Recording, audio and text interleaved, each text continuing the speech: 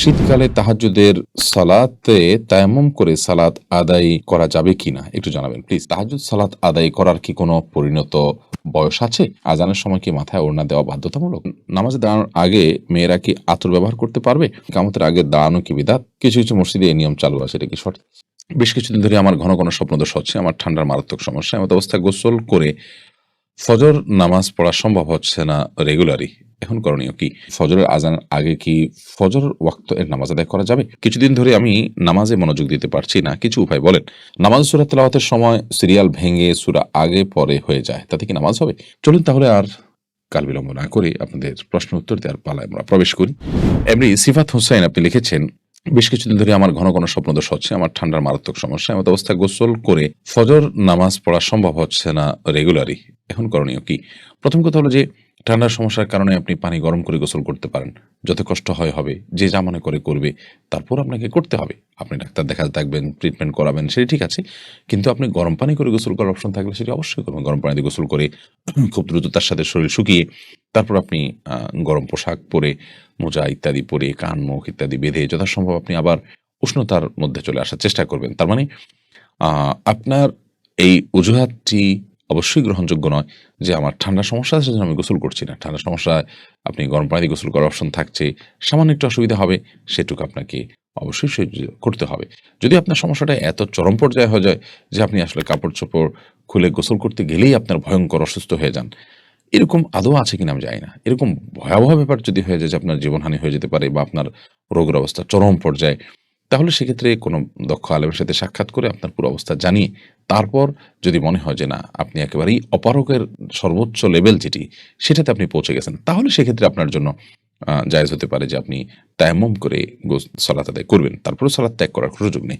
কিন্তু এটি আমরা আপনার জন্য কোনো সমাধান বলছি না যে আপনি তায়াম্মুম করে সালাত আদায় করবেন। বরং আপনার মানে আননেসেসারি কোনো অবস্থা কিনা যে পানি ব্যবহারই করতে পারছেন না আপনি, বা গোসল করতেই পারছেন না আপনি। তাহলে সেক্ষেত্রে কোনো আলেমের সাথে দেখা করে আপনার পুরো অবস্থা জানিয়ে আপনি সিদ্ধান্ত নিবেন। তবে আ সাধারণ নির্দেশনা হলো যে ঠান্ডা পানি না হলে আপনি গরম পানি দিয়ে গোসল করবেন। যেটা আজ সবারই প্রায় হাতের নাগালে আছে, আশেপাশে আছে। এদিকে কি মনে করবে না মনে করবে সেটি একজন ইমানদার চিন্তা করবেন না। এন খান ইয়াডি থেকে আপনি লিখেছেন, নামাজ সূরা তেলাওয়াতের সময় সিরিয়াল ভেঙে সূরা আগে পরে হয়ে যায়, তাতে কি নামাজ হবে? নামাজ হয়ে যাবে, কিন্তু এরকম করাটা মাকরুহ। সূরার ধারাবাহিকতা রক্ষা করা উচিত। ধরুন আপনি সূরা ইখলাস পড়েছেন প্রথম রাকাতের পর সূরায় আ ফিল, আলাম তারা পড়েছেন। তো এরকম উল্টো দিকে চলে যাওয়া এটা হলো সুন্নাহর খেলাফ এবং মাকরুহ। কিন্তু সালাত আদায় হয়ে যাবে, ত্রুটিপূর্ণ হলো আরকি। এমনি আব্দুল্লাহ আল মাসুম আপনি লিখেছেন, কিছুদিন ধরে আমি নামাজে মনোযোগ দিতে পারছি না, কিছু উপায় বলেন। ভাই আব্দুল আল মাসুম, আ নামাজে মনোযোগের জন্য আমাদের জন্য অনেকগুলো করণীয় আছে। এর ভিতরে একটা হলো যে আমরা বিভিন্ন গুনাহ আছে, চোখের গুনাহ, হারাম উপার্জন, হারাম বক্ষণ, এগুলো থেকে বেঁচে থাকতে হবে। দ্বিতীয়ত হলো সলাতে আমরা যা পড়ছি সেটাকে অর্থ সহকারে বুঝে পড়ার চেষ্টা করতে হবে। এটি মনোযোগ সৃষ্টির জন্য আ গুরুত্বপূর্ণ একটা উপায় এবং মাধ্যম। তৃতীয়ত সালাতকে খুব ধীরে ধীরে পড়তে হবে। খুব ধীরে ধীরে ইচ্ছাকৃতভাবে লম্বা করবে এবং অনেক সময় নিবে। তাতে সালাতে মনোযোগ আসবে ইনশাআল্লাহু তাআলা। আর অনেকগুলো আমল আছে, করণীয় আছে। তানজিন আহমেদ তানজি লিখেছেন, ফজরের আজানের আগে কি ফজর ওয়াক্ত এর নামাজ আদায় করা যাবে? যদি ওয়াক্ত হয়ে যায়, আপনি গ্রহণযোগ্য ক্যালেন্ডারগুলোতে দেখলেন যে ফজরের ওয়াক্ত হয়ে গেছে, সুবহে সাদিক শুরু হয়ে গেছে, তাহলে আপনি সালাত আদায় করতে পারেন যদিও ফজরের আজান না হয়। অনেক সময় মসজিদে মুয়াজ্জিন সাহেবরা আজান অনেক পরে দেয়। অতএব তাদের আজানের উপর নির্ভর করবে না, বিষয় নির্ভর করবে যে ওয়াক্ত হয়েছে কিনা সেটির উপরে। ওয়াক্ত হয়ে গেলে আপনি সালাত আদায় করতে পারেন। রোজিনা রেখা ইয়াডি থেকে আপনি লিখেছেন, তাহাজ্জুদ সালাত আদায় করার কি কোনো পরিণত বয়স আছে? তাহাজ্জুদ সালাত আদায়ের কোনো পরিণত বয়স নেই। একজন ছোট বাচ্চা, কিশোর, তাকেও তাহাজ্জুদের সালাতে উৎসাহিত করা যেতে পারে। যদিও তাকে বাধ্য করা যাবে না, তার কষ্ট দিয়ে তাকে ঘুম থেকে তুলে তাকে সালাত আদায় করার জন্য নির্দেশনা দেয় না, কিন্তু উৎসাহ দেওয়া যেতে পারে। সাহাবায়ে কেরাম, এর মধ্যে আব্দুল্লাহ ইবনে আব্বাস রাদিয়াল্লাহু তাআলা নবী করিম সাল্লাল্লাহু আলাইহি ওয়াসাল্লামের সাথে তাহাজ্জুদের সময় উঠে যেতেন কিশোর বয়সেই। তো এটির জন্য বাচ্চাদেরকে অনুপ্রেরণা দেওয়া যেতে পারে। কোনো বয়স নেই যে এর বয়স না হলে তাহাজ্জুদ পড়া যাবে না, বরং ছোট বাচ্চারাও কিন্তু তাহাজ্জুদ পড়তে পারে। মারুফ হাসান আপনি লিখেছেন, ইকামতের আগে দাঁড়ানো কি বিদআত? কিছু কিছু মসজিদে এই নিয়ম চালু আছে, এটা কি সঠিক? ভাই, একামতের আগে দাঁড়াবেন এমন কোনো কথা নেই। আবার একামতের আ নির্দিষ্ট বাক্যেই গিয়ে আপনাকে দাঁড়াতে হবে, তার আগে পরে দাঁড়ানো যাবে না, এরকম কোনো বাধ্যবাধকতাও কিন্তু নেই। একামত দেয়াটাই হলো সালাতের জন্য দাঁড়িয়ে যাওয়ার জন্য। যখন আমরা একামত আহ, শুরু হয়ে যাবে, দিচ্ছে জানবো, তখন আমরা দাঁড়িয়ে যেতে পারবো।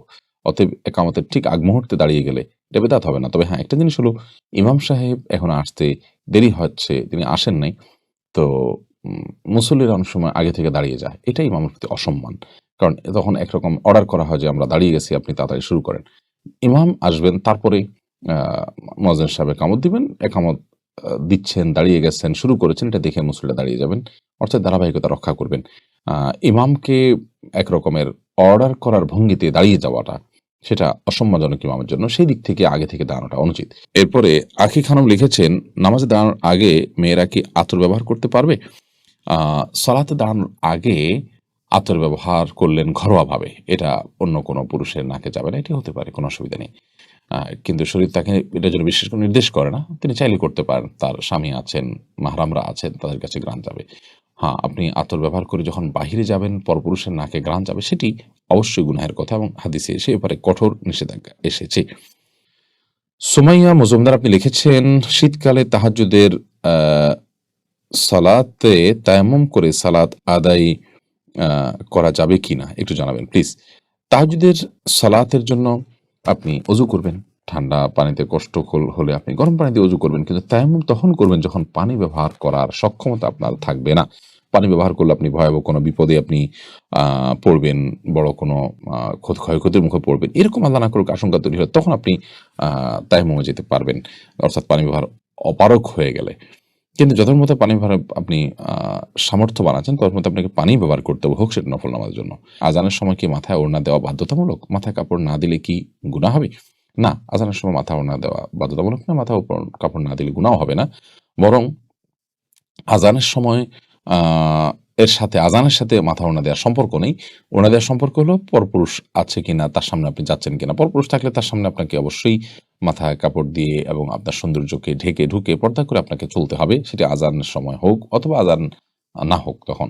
আর যদি আপনি আপনার বাসা-বাড়িতে থাকেন অথবা আ যে জায়গায় আছেন এখানে কোনো পরপুরুষ আপনাকে দেখছে না, তাহলে সেক্ষেত্রে আজান দিলেও কি না দিলেও কি আপনার জন্য মাথায় কাপড় দেওয়া আবশ্যক নয়। যদি আপনার নিজস্ব বলয়ে থাকেন যেখানে আপনার মাহরামরাই আছে, শুধু গায়রে মাহরাম কেউ নাই, পরপুরুষ নাই, সেখানে মাথায় কাপড় দেওয়া আপনার জরুরি না, আজান হলেও সেটি জরুরি নয়।